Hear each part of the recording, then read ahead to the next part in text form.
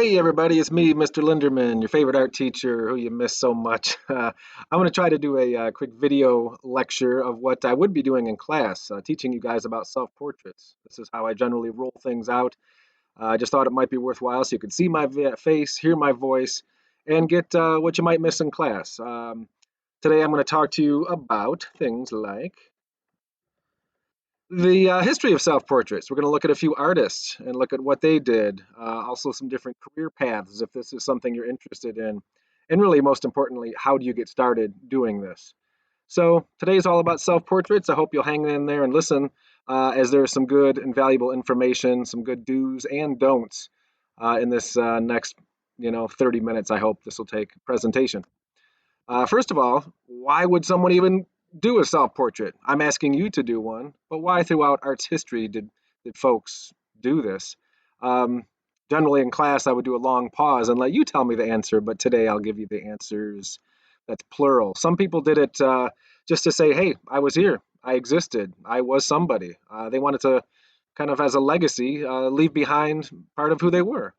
Back in the day, we didn't have these things. We didn't have phones and selfies and printed photographs and video cameras. You could look into a shiny object or a pool of water and see your reflection, but most people didn't see what they looked like every day. Or, if you were someone famous, you definitely wanted to leave behind what you looked like, and or if you were infamous rather, maybe you were a criminal and they wanted a likeness of you so you could be captured.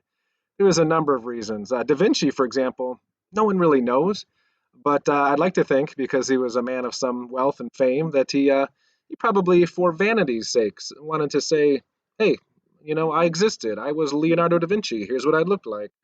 Um, some other artists did it to practice, to get better because they were artists. Some did it because they were vain. Some did it, well, a number of reasons. Let's just look at one. Albrecht Dürer, and this is going back to the late 1400s, about the time Columbus came over here and started killing people. Um, well, Albrecht Dürer was an artist, and he was one that kind of, for vanity's sake, wanted to say, hey, look at me. He left behind this piece. He was one of the first to sign his work. You can see right to the right of this piece a little A and a D there for Albrecht Dürer. The guy could draw and paint. Here he is at 13. Can you imagine drawing fabric like that when you were in like seventh or eighth grade? I mean, pretty impressive. Um, Here again, you see his signature. This one was done in 1500. He kind of looks like our stereotypical Jesus picture. Someone in class before has asked me, "Is that Jesus?" I'm like, "No, that's what he looked like, apparently." But he was one that wanted to say, "Hey, look at me. I'm an artist. I'm not just an artisan. I'm not just a worker bee. I want people to know who I am." And he signed his work. He was one of the first to do that. Most artists prior to him were just artisans. They did art, but that was their job. That was their lot in life. But Albrecht Dürer was more about saying, I've worked my tail off. I'm somebody. I'm not just an artist. I'm an artist. So kind of cool. And as you go through an art history book, you'll see lots of fellas doing this. More rare are the female portraits. It's sad. Well, it's a good thing things have changed, but in the past, it was kind of a gentleman's only club. So if you look through an art history text, you're going to see a handful of women painters. And thank God that's changed. These days, it's at par with anyone, everyone, any culture, even age or ethnicity and gender. But back in the day, if you were a sculptor or a painter, or you laid tile or did brickwork or a potter, a lot of them were male. So it's good to see some examples from the past. Here's one of Judith Lester doing a self-portrait. Usually kind of, um, how do I put it, fake. In reality, no one's going to do an oil painting wearing a doily like that around her neck and hold on to all those brushes at the same time. So usually the artists are putting their best foot forward, right? Making themselves look amazing. I've done a lot of oil paintings in my day, and I put on my nastiest clothes. It's oil paint. Now here's a guy that did it to practice. Ooh, let's go back. Rembrandt was a famous artist, famous for doing landscapes and religious scenes, a lot of portraits. Here he is in his 20s, 30s, 40s, 50s, 60s, 70s. This guy was constantly honing his skills. He actually painted other people. He did portraits for other people. they would come to his studio and he'd dress them up in furs and feathered hats and jewelry and make them look amazing. But on his time off, if he wasn't painting someone that day, he was painting himself. And I believe you could Google this, but I think at one time, maybe he still does, he had the record for the most self portraits of any artist. So maybe you could break that record. I don't know. Another famous guy is Vincent van Gogh. He did a lot of self portraits. What you'll notice about his is just how, I guess, I don't know, angsty and moody they are. I mean, the guy was moody. He ended up cutting off part of his ear and shooting himself, and he had a drinking problem. And we love our tortured artists. But this guy, man, when you look at his eyes, you kind of can sense that, yeah, that guy could cut his ear off. They're very intense. I mean, this one looks like there's a storm swirling behind him. He looks angry. Here he is with his bandaged ear after he cut it off. So, some artists are very honest. They're not fake. They're not making themselves look better. And that's Van Gogh.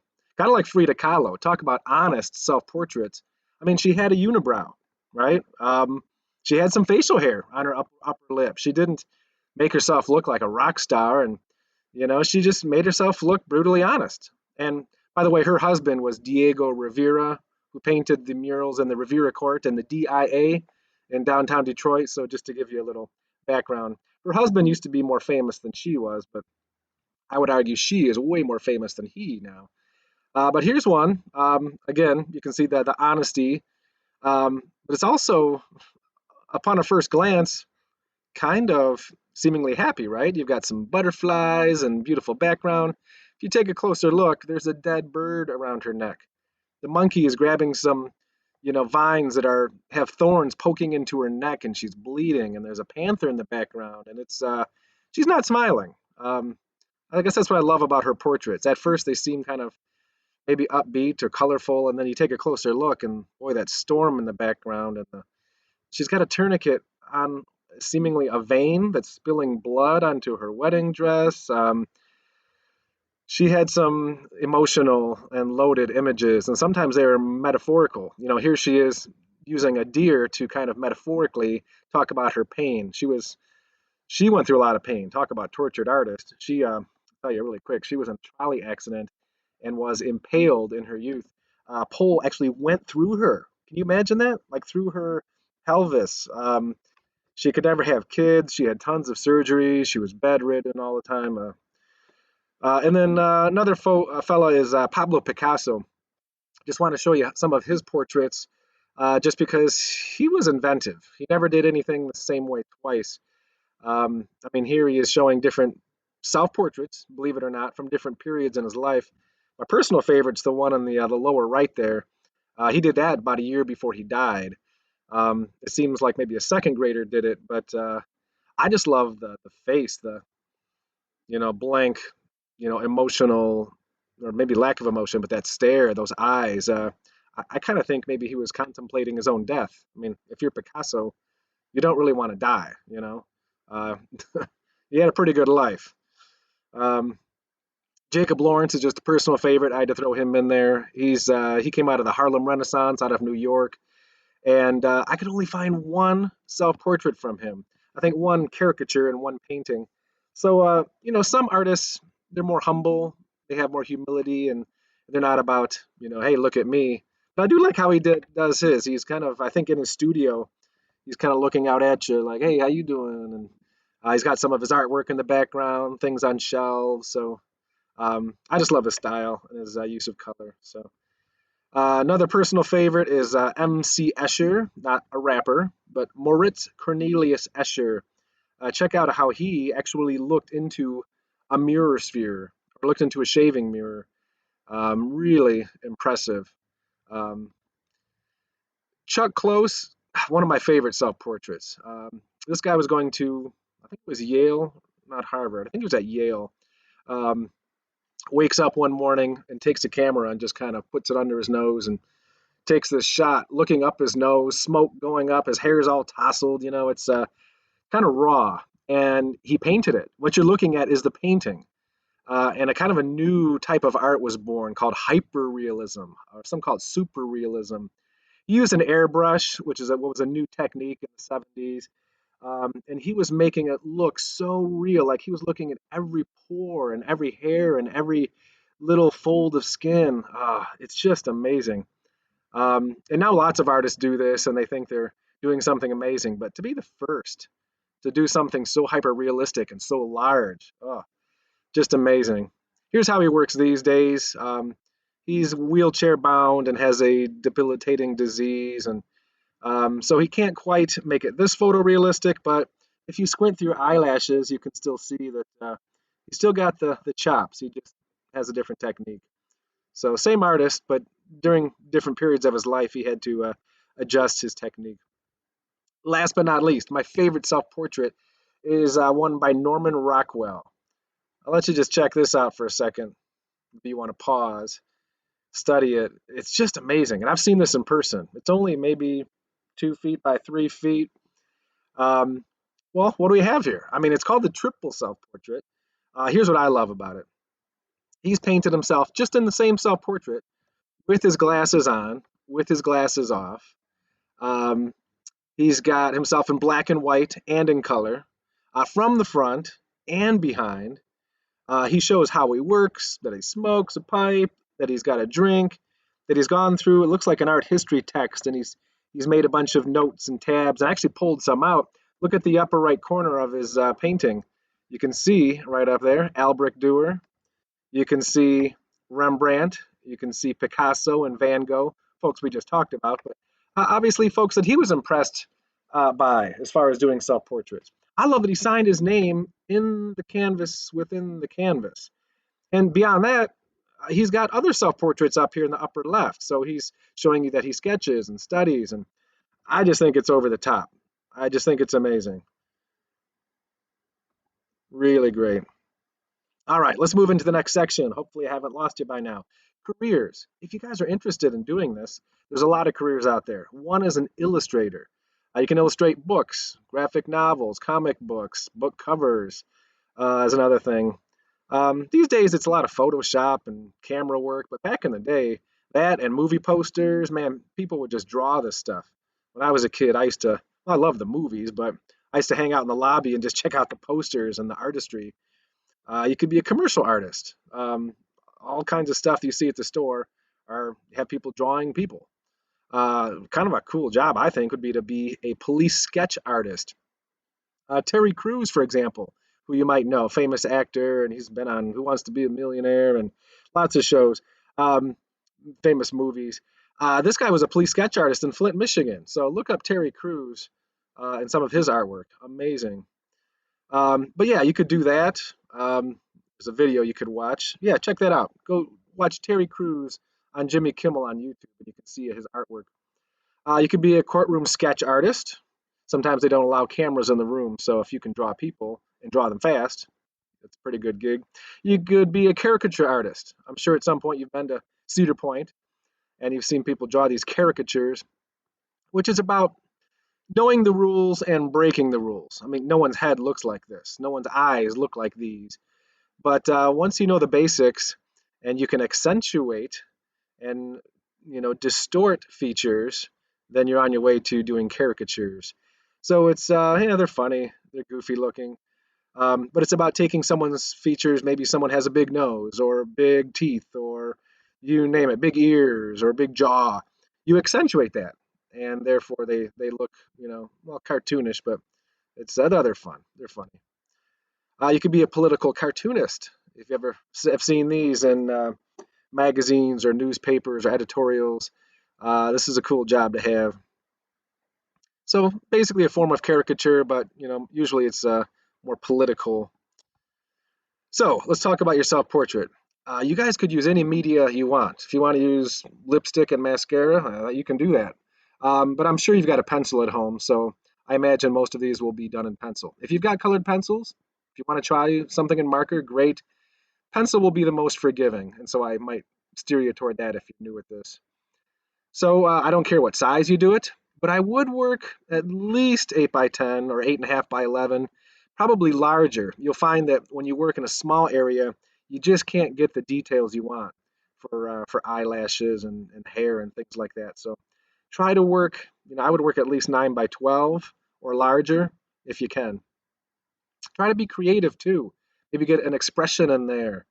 Um, Maybe do something like you're completing the drawing. I once had a student who drew his face and then divided it into puzzle pieces, and then his hand was putting the last puzzle piece in. So if you can do something like a Norman Rockwell, like his triple self-portrait, it's got that fun factor, all the better, I say. All right, so these are the criteria I generally give you guys, but I'm going to be relaxed on those. I just want to see a self-portrait. I would encourage you to do a background. Um, I would encourage you to try to make it proportionate, but I'm going to skip past those today. Let's talk briefly about a few eye parts, mainly some do's and don'ts. Please don't do this. No cartoony eyes. Um, it's just weird. Even these are better, but if I saw someone walking down the hall and they had this eye here, for example, like I would just turn and walk the other way. I would be freaked out. Like in class, I would be showing you how to draw this kind of eye. And on the slide presentation I'm giving you, you can see and follow along, and you can see how to draw a more realistic eye. That's what we're going for. So in that video, I'll break down all these steps and talk about the different parts. If you want to pause this and check them out, you can. But those are the words I'm going to use. I'm going to move past some of this and just get to the good stuff. Common drawing mistake. Don't draw the whole circle. Like there's the pupil and the iris. Let's just move over here. Like, don't draw this whole thing. That would mean that you're kind of scared. Your eyes are wide open. But if you just look at mine for a second, you can see you really don't see the whole circle unless you open them really wide. That circle rests in between the lids. Here, you can see in those examples. Also, make sure you've got a little highlight, a little white spot. It might be a circle if you're outside and the sun's in the sky. If you're inside, like in my basement, I've got rectangular lights. You might see some rectangles. So whatever lights are up high, those are the highlights that are reflected in your eye. Sound like a poet. So pay attention to those. They make the eye look wet, and it's pretty important that you have those. All right, once you draw an eye, then you've got to try to draw pairs of eyes, which is tricky. In class, I would give you a piece of tracing paper, and you could trace one eye, and then you could flip that eye over upside down, and then you could just press on it with your pencil and kind of rub the graphite off, and you'd get an identical eye. Maybe I'm wasting your time with that because you don't have tracing paper, or maybe you do, but you can try that trick, flipping an eye over. One thing that's important is eyes are usually about an eye width apart. You have to have like an invisible eye in between. Let's talk about noses for a sec. There's all different types, and some of them have names like ski jump nose and hook nose and snub nose, and but well, there's a few of them right there. They say back in the day you could tell where someone was from based on their nose. You could look at someone and go, "Oh, you're from Rome, or you're from Greece, or you're from Africa, or you're from Asia." Well, we're so blended here in America, and I don't know if that makes much sense anymore. But back in the day, they say that's it's right in the middle of your face. That was an initial identifier. So in my presentation, in the slides presentation, there's a link for how I draw a nose and how others draw noses. Everyone does it different. Some people use the plane method, like angles and planes. I'm more of a fan of the circle method. So I'm going to demonstrate this method here in the video that I'm also linking. One thing that's important with noses is that lights come forward and darks go back. So if you look at these examples, or even the bottom row, all the light areas are kind of popping out, and it's those darks that push things back. That's really important. So if you're trying to draw a nose, you really want it to come off the page, try to use an eraser and lighten up like this middle part right here and watch it just pop forward. Or if you want to make it look like it's pushing further back, add more darks and watch that nose just push back. Lights come forward, darks go back. That's the good stuff. So if you want to get good at drawing eyes and noses, I would draw a whole page full. In class, I would normally ask you to draw 5. I think you should at least try 1 or 2 before you go to your final, portrait drawing. It's only going to help you get better. The mouth. Let's talk about the mouth. Anyone know whose famous mouth this is? Mona Lisa. So a few things about the mouth. Number one, pardon me, they have texture. Notice the lines coming off of the lips. Those are important. Notice that the upper lip is usually smaller, but not always. Sometimes the lower lip is smaller and the upper lip is bigger. Um, what else can we talk about with these? There's usually a shine, and it's usually on the bottom lip. The upper lip is usually a little more in shadow, but you always get a little glare here. Another thing you may notice is that there's often a lighter area above the upper lip. You can't see it on this one or this one, but look for that. Here you can see that. All four of these examples have that little lighter area just above the top. It's just because the lip has a lip, for lack of a better word. It kind of kicks out and catches light. So if you really want to sell the realism and you're an artist, try to do that. Maybe use your eraser and just lighten it up a little bit there. That will definitely help. If you want to get into teeth and gums and tongues and other things, you can do that too. The video that I have in my slide presentation has a link to me showing you how to draw those as well. If you want to get good at mouths, draw a bunch, but at a minimum, draw at least one or two. Maybe try some different expressions, a snarl or a bite or something strange. Those can be kind of fun, but this is for folks that are a little more expert with this. Ears are just plain tough. The good news is no one really cares. No one looks at someone's ears and go, "Oh yeah, I remember you." Like they're just there, and if you don't make them quite right, no one cares. The eyes and nose and mouth, you better be a little more, take a little more time on. Be more precise because that's how people identify you, and that's how your portrait, if you're making a self-portrait or trying to make the president look like the president, you have to really capture their, features exactly. But I don't know what Donald Trump's ears look like. I really don't care. So there's different ear parts. Um, in the video, I break all these down and we draw an ear something like this. Hair. I don't have to draw hair, but you guys do. Some of you. And if you wear a hijab or a hat or a hoodie, you don't have to draw hair. It's not a must.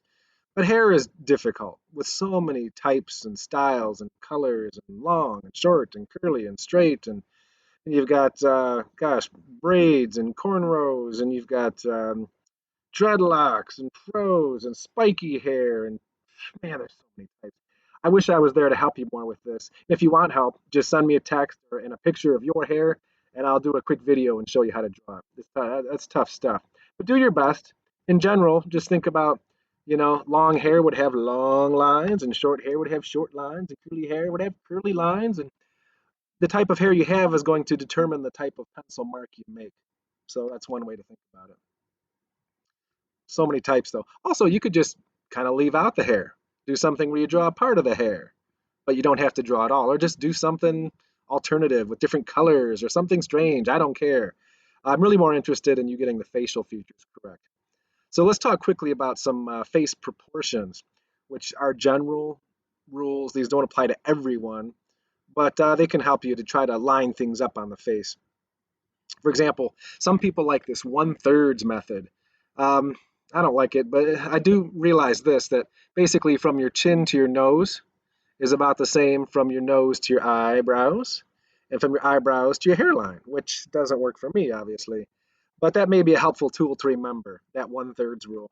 I'm more of a fan of the halves and quarter method, where halfway down your head are your eyes.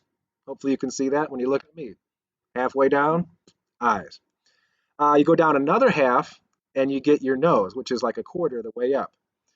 Um, and your ears, by the way, are in line with your eyes and your nose. Okay, they should be kind of in that same line. So here's another look at it from the side. I'll move this up a little bit so you can see.